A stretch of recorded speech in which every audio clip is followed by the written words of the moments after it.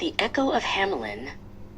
In the year 1224, the town of Hemilon was a place of shadows and secrets. The cobblestone streets whispered with the scratching of 1,000 tiny paws. It wasn't just a town, it was a labyrinth of stone and greed, where the adults cared more for their gold than the strange, heavy silence growing in the corners of their homes. The rats were everywhere, in the flour bins, under the floorboards, and even in the mayor's velvet hats. They were a gray tide that no cat or trap could stop. The mayor, a man whose heart was as hard as a cold coin, paced his office. He wanted the rats gone, but he wanted to keep his riches even more. Then, through the mountain mist, he appeared. He wore a coat of many colors, red, yellow, and midnight blue, that seemed to shift and change as he walked. He carried no sword and no staff, only a long, slender flute carved from a wood no one recognized. He called himself the Piper. "I can rid your town of every rat," the Piper said, his voice sounding like dry leaves skittering on a path. The mayor's eyes gleamed.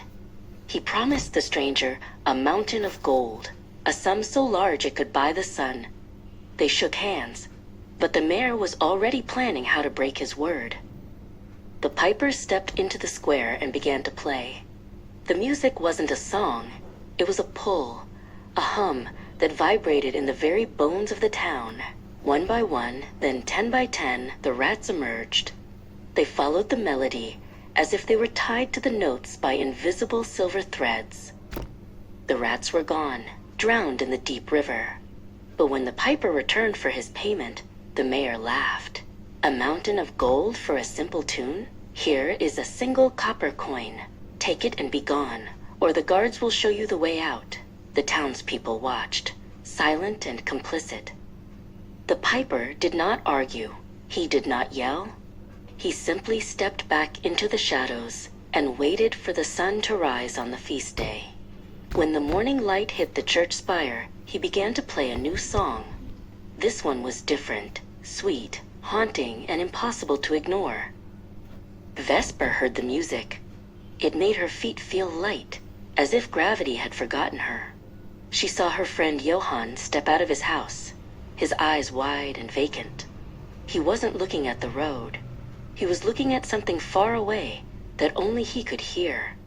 "Johann, stop!" Vesper cried, but he didn't blink. The children of Hemilon began to march. They left their toys, their breakfasts, and their beds. They followed the colorful coat and the silver melody. Vesper felt the pull, too. The music whispered of a land where no one lied and no one was greedy. It was so easy to just follow. Vesper looked at the Piper's back. She saw that his coat wasn't made of cloth, but of shadows and echoes. She realized that the music wasn't leading them to a better place, but away from themselves. She dug her heels into the dirt. "Don't follow!" she screamed, but her voice was swallowed by the flute. The mountain closed with a sound like a heavy door. 130 children were gone. Only Vesper remained, standing at the base of the silent rock. Some say it's a fairy tale told to make children behave.